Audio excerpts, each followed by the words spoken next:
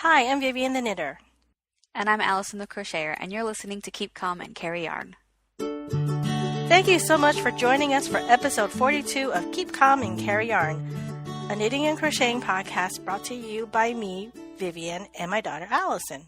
I'm coming at you from New Hampshire. And I'm recording from Scotland. Got that out.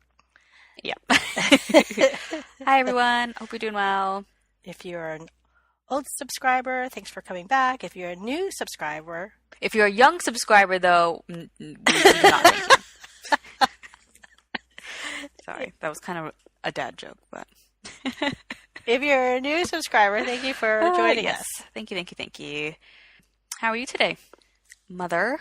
I'm a little under the weather, so I think I might sound a little frog-like. Mm-hmm. And so I'm going to apologize ahead of time for the clearing of throats and coughing.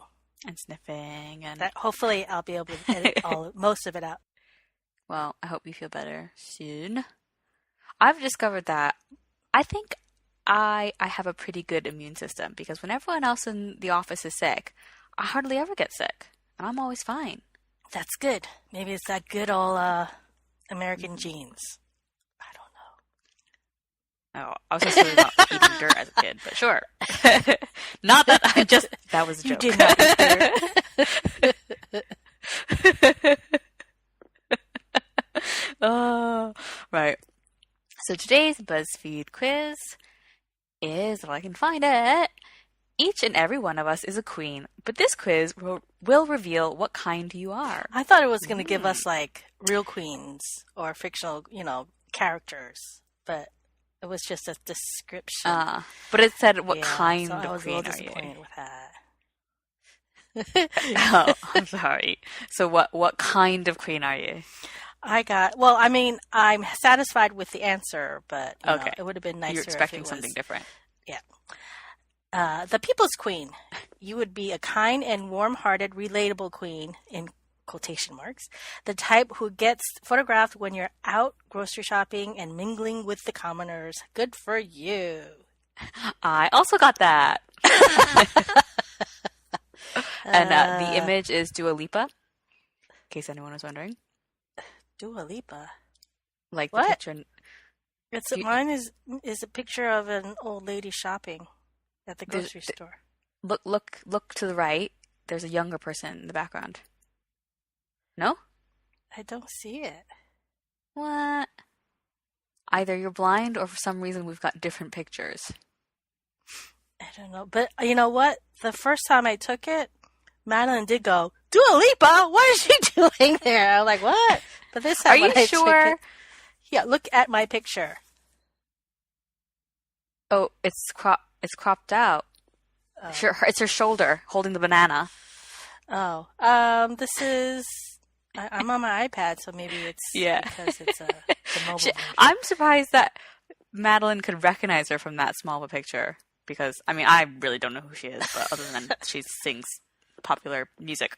Uh-huh. Wait, how did you know who she was? Is it labeled? Yeah, it says image Dua Lipa. Oh. I'm just really cool, and I know these things. Yeah, I see that, but I don't see her. Okay, which fictional queen did you pick? So I went with Cersei Lannister. I feel like the question said pick your favorite fictional queen, and so she's not my out of the four. It's not that she's my favorite, but as a character, she's fun to watch. I picked Queen Hippolyta. All right, because she's badass. Yeah. And then what did you pick to rule over? This is it's animals, of course. Yeah. Well, especially when who's going to pick fungi? Who's going to pick mushrooms? I don't know. Well, minerals and plants. I could see someone might pick plants though. Animals. Yeah, but animals definitely. But minerals would be second. Plants would be second, and then the other stuff. What crown did you pick? I picked the pretty silver one. Like the Ice Queen one. I picked the one with the fleur-de-lis on it. Oh, okay, on the red background. Yeah. I'm just going to take the quiz and pick fungi because I just want to know what other queen you could be. No, I got Ice Queen. Yeah. I don't know. You got the same. Why? Same No, one? I did it again, and I got Ice Queen. But was everything else the same other than the mushrooms? Oh no, I picked different things. Oh. I have not done it in a scientific way, have I? I guess not. Yeah, no. Anyway, right. So we're both the People's Queen. We're both queens. But, our very first BuzzFeed quiz, we did find out that I'm the queen. So literally the queen. That's right. I can't remember who I was. You were Prince Philip. Because you were my husband. Right. So, do you have any whips? I do. So, I actually have a lot of whips, but I'm not going to talk about them all because some of them haven't gone very far. So, one of the things that I have been working on is the baby blanket, and I'm pretty much exactly as far as I was last time, even though I've done work on it. What did you rip out? So, you know how I said, so I had the dark orange and then a sort of yellow color, and that was the drop saffron cotton yarn, and then I'd gotten more yarn, but that was paint box cotton, and they just had a different texture. So I'd done the next color in the paint box yarn, and I was just going to keep going. I was like, whatever, they feel different, but it's still going to be a nice homemade blanket. And I'd finished the first skein of the white in the paint box yarn, and then I knew I had to order some more of of each of the colors that I have because I have only one of each skein of each color. So I had to order another one. I did that, and then I was silly because I had it delivered at home, but no one was at home. So Hermes came and attempted delivery 3 times, and then they couldn't deliver it, so it got returned back to sender. And then by the time that happened, I contacted them to say, I'm really sorry, I do still want this package, and I thought they were going to deliver it to a neighbor, but they didn't. Can you just send it back out to me? And they said, oh, some of your yarn's gone out of stock. Oh, so, no. Yeah, one of those yarns being the white that I needed immediately. So I just canceled the order. And so ripped that out because I was like, I'm not going to have enough white yarn. So what I'm doing instead is using the other drop saffron yarn that I have from my puffin cushion, because I do have a white and I have a couple blues, so I'm going to use those, and I'm going to order more of that from a different website, and hopefully I haven't actually looked if any of it's out of stock or anything. I'm just hoping it's not. I'm sure it'll be fine. Wait, when does the baby do? Like in half a month, couple weeks. So it's not going to be ready, but maybe I can give it to them when we see them in person for the first time after they've had the baby. Okay. That's okay, right? Yeah, that's fine. You have a whole year. Well, I mean, hopefully we'll see them in the next few months or so. But yeah, so I've ripped out the white and I've started over again. Hardly started over again, and I'm gonna do a different stitch than what I'd originally done anyway.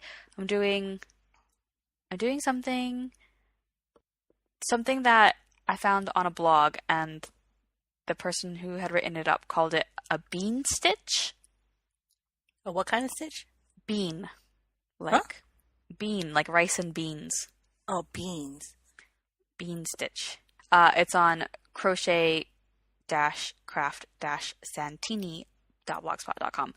But I think it's basically like a popcorn stitch, but instead of doing you do like at least 6 loops on your hook to do like the big puffy popcorn stitch. You only do 4, so it doesn't puff out as much. So it ends up looking a little bit like a basket weave almost.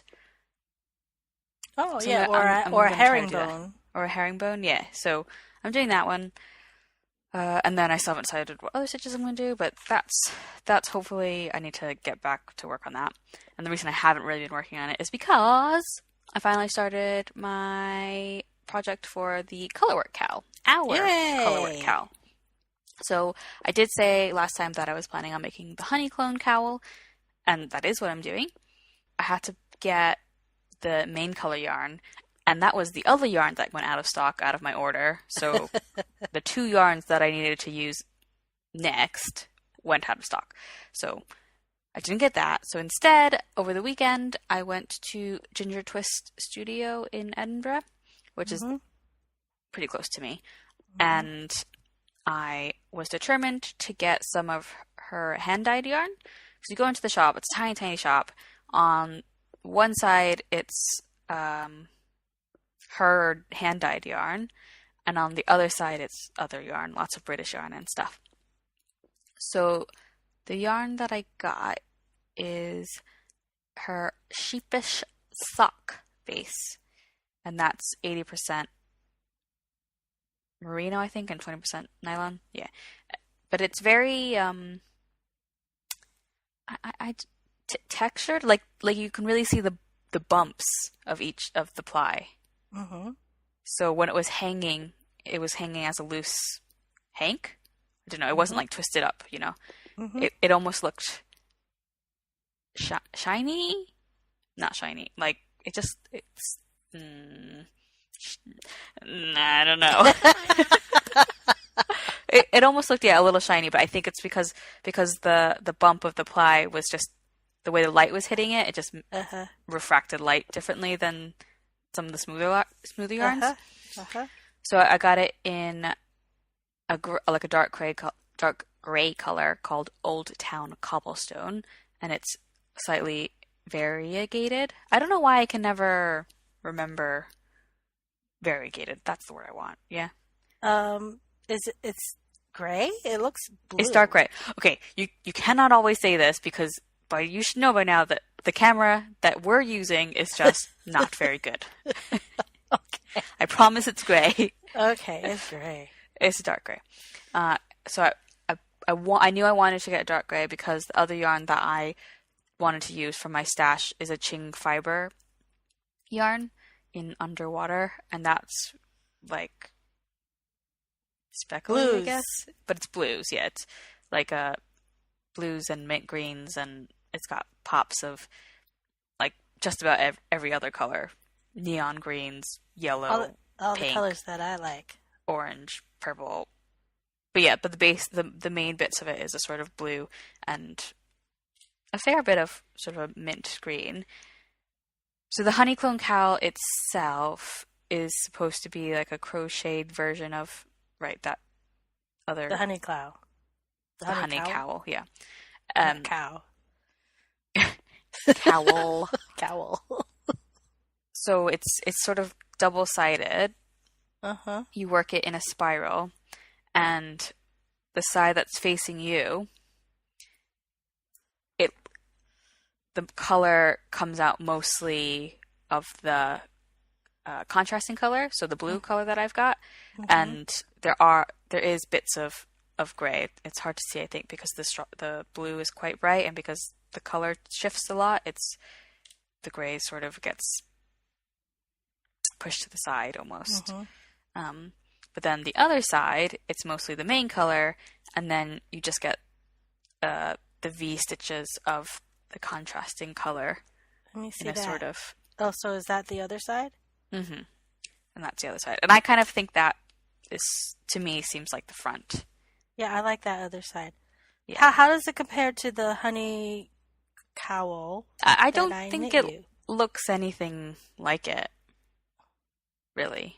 I think we talked about it because I started this pattern before in different yarns, and I'd compared it, and I don't really get why they're supposed to be similar because I don't get it.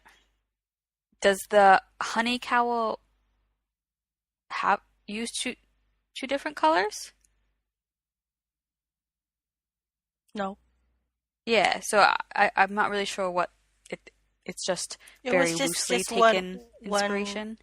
Like a hand-dyed variegated yarn, and it was a lot of slip stitches, I think, but then you bring the yarn in front. And so usually when you slip a stitch, you put the yarn in the back, but you bring it to the front so you can see that little line from slipping. Right, I think I know what you mean. But yeah, I guess it's similar in that it's reversible, and one side, the sort of way the stitches go, is creating lines in in like parallel with the end of the cowl. Anyway, but it uses split stitch, split single crochet, which I've also called a waistcoat stitch, where you put the hook into the V. Yep. So it ends up looking kind of like knitting because it's just V's. Yep, that's like what I sort of did for the band of the cowl hat, right? No, that was slip stitches Oh, okay. into like the back or front loop. Mm-hmm. But this is different, yeah. Right. So I'm doing it as a infinity scarf, and I had to do it. I started it over a couple times. So the first time I made it, I did less stitches, like foundation stitches, than what the pattern called for, because that seemed like too many, and I didn't do a gauge swatch because I figured it didn't really matter. Mm-hmm.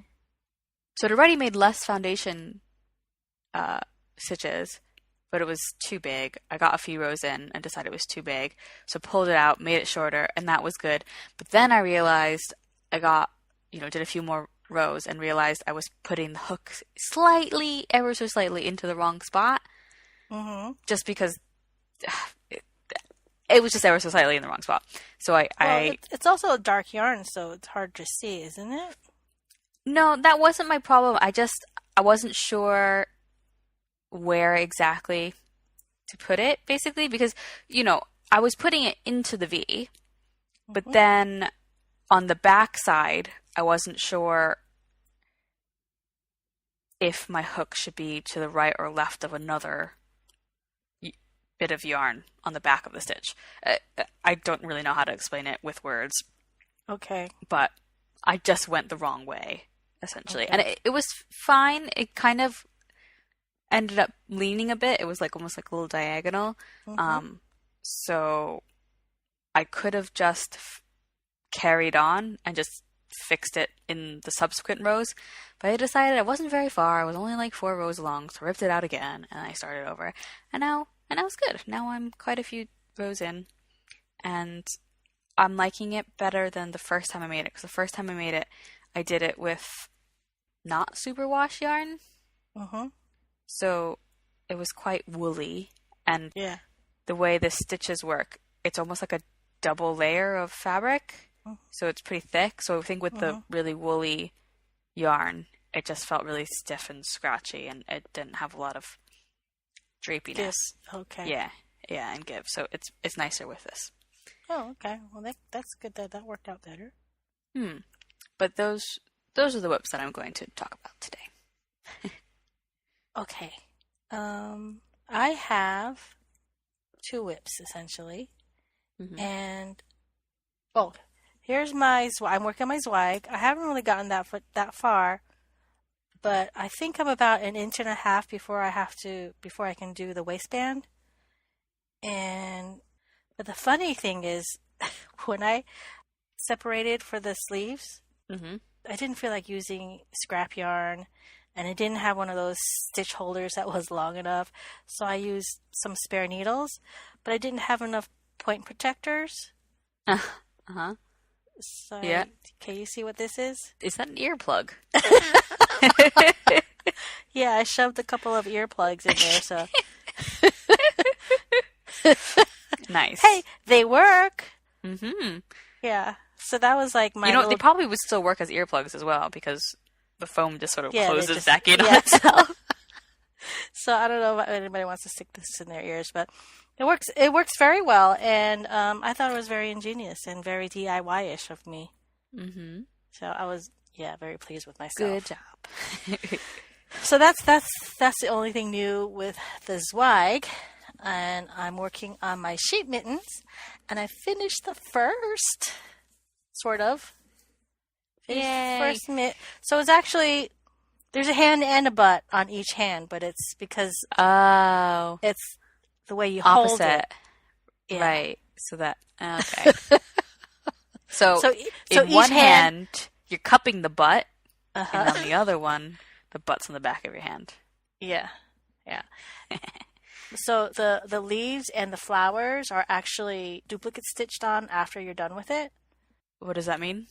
It just means I'm not knitting it when I'm going around and around and stranding it.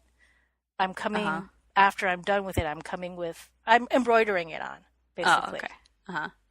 With a needle or with the needle? Sorry, with a needle or knitting a needle? With knitting needles or with a tapestry needle. Okay. Yeah. Oh god. Got halfway through the sentence and realized it wasn't gonna work. Hey, I'm the one that's supposed to be the sick one. I did have to redo the top of it. I didn't like the finger. It would have been a lot pointier. That's the style, though, right? What? That's just the style, though, right? Well, it only comes in one size, the pattern, and it said lady small. Oh. Wait, it only comes in one size, and the size is small. Yeah, so because of that, I decided instead of using 1.5 US needles or US 1.5 needles, I use US 2s to make it a little bit bigger. And then because it was bigger width-wise, I don't know, I thought it would look really weird if it was too high. The point, right? Yeah, so I started the decreases as soon as the sheep was done, rather than doing I think there's a few rows of white before you start the decreases. And also, I decreased it the way the pattern asked for, but I was having a really hard time with ladders on the side, right, where the decreases are, because even though it's all white, you're holding 2 strands, because I guess the designer doesn't want the tip of the mitten to be thinner than this part. So I ripped it all back, and then instead of doing the decreases at the very first and the very last stitches, I knit a stitch and then did a decrease, and then at the end I decreased and then knit. Okay. So that helped with the ladder a bit. So there's no ladders. So I did have to pull this apart.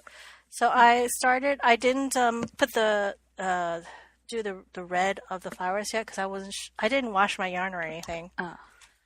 And I wasn't sure if the red of the poppies would bleed. So I'll do that after I block.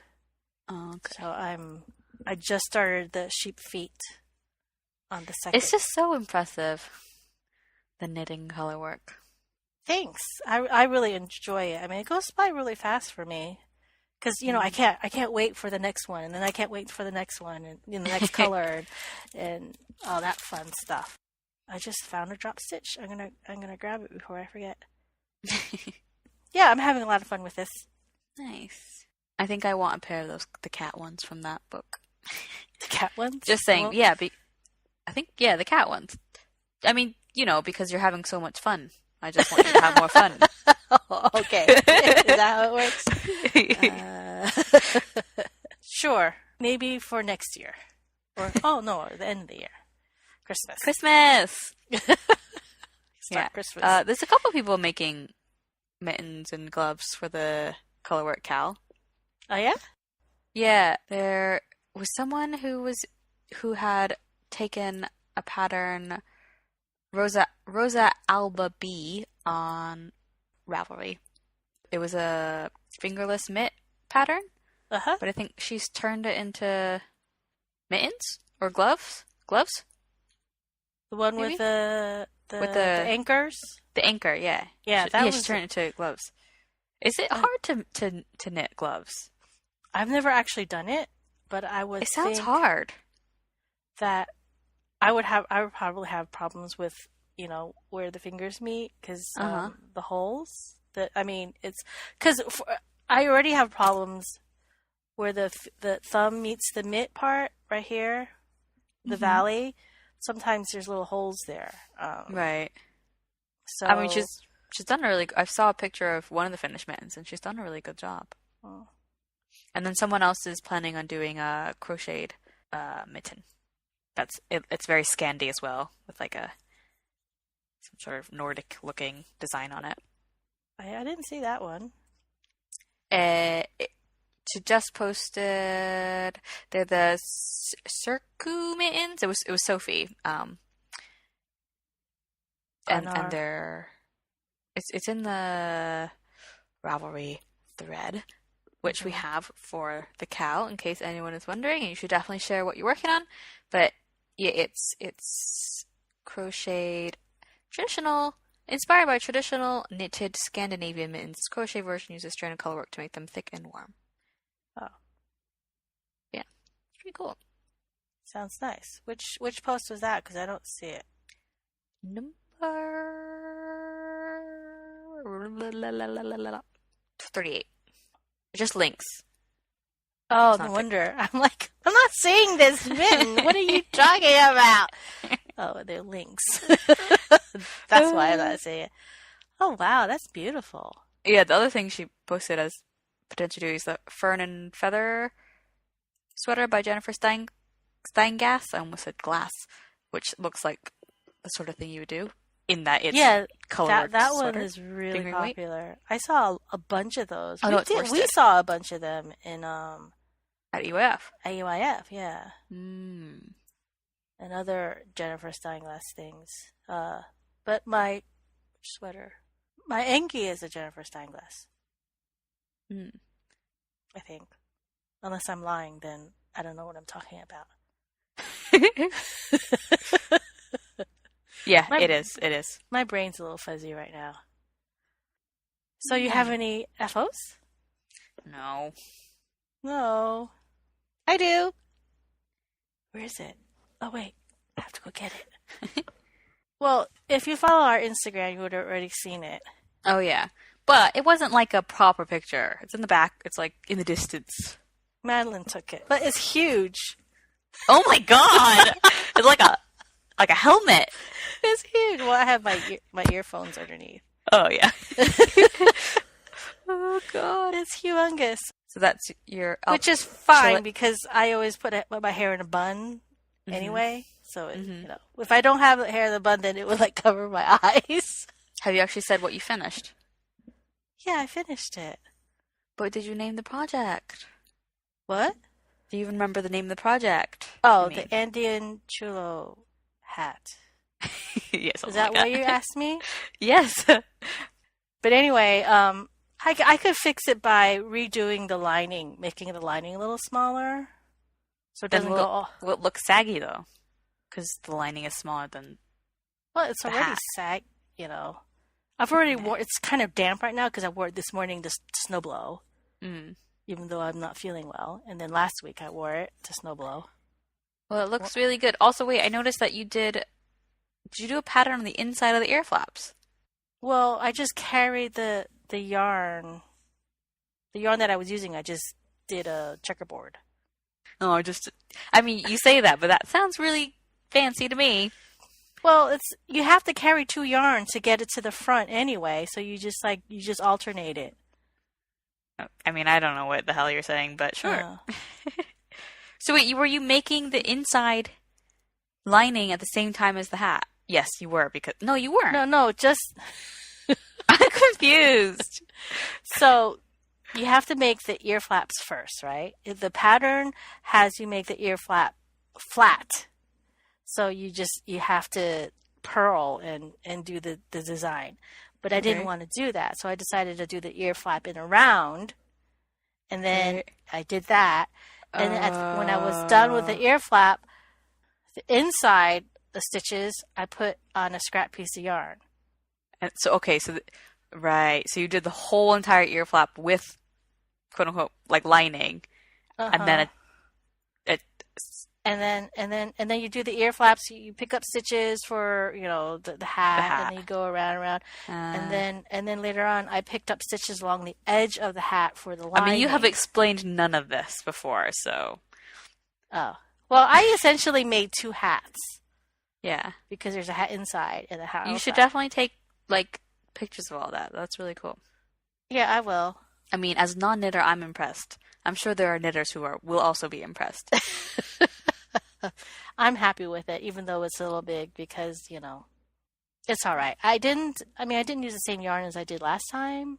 Maybe that's why it came out bigger. I didn't want to bother swatching. How long did it take you to make? Not very long. I started it this year and finished it this year. It's very impressive. Very, very impressive. Yeah, when I'm motivated, I can knit fast, but usually I don't have today I wore one of your sweaters. I know. I wore my Bayside pullover. I need to buy a sweater shaver, though. Oh, okay. I can pick one up for you. I was going to buy one with the yarn that I need to buy for the baby blanket. Oh, or you could do that. Yeah. I just used knit picks, but it has cashmere, or is it Angora in it? I can't remember. It's cashmere, yeah. It's merino cashmere nylon. But I wonder if I depill it, if I shave it, will it pill less after?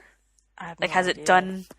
I feel like I read that somewhere once, that if you depending on the quality of the wool, if you depill it, its first run of pilling, it won't actually pill that much after that. That kind of makes sense. Well, it does kind of make sense. Otherwise, if you never shaved your sweater, it would just be 100% pill. Do you know what I mean? It would just keep pilling and pilling and pilling, and you would just not be able to see the sweater anymore. I think the more pilling there is on it, maybe, I don't know, it rubs up against each other and it makes it bigger. Maybe. Yeah, there's some pretty big pills on the inside of my arm. What about your armpits? Maybe. Don't know. Can't see. But yeah. Yeah. I wonder if a sweater stone would be better for that.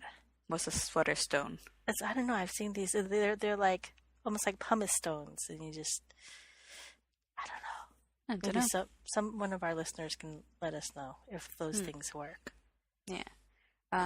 Right, so I will just quickly mention about our Colorwork KCAL, since we've both basically talked about the projects that we're working on.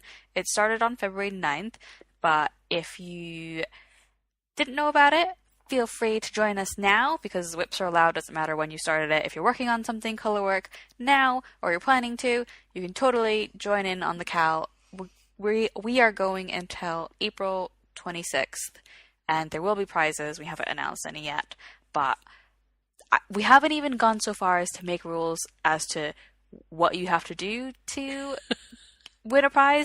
I think we're just going to do, if you do something, you get a prize. You're in the pot for potentially getting a prize. So whether that's participating in the Ravelry thread or using our Instagram hashtag, which I also haven't advertised, so it's not like anyone's really been using that, but it's just hashtag Colorwork 2019 spelled the American way.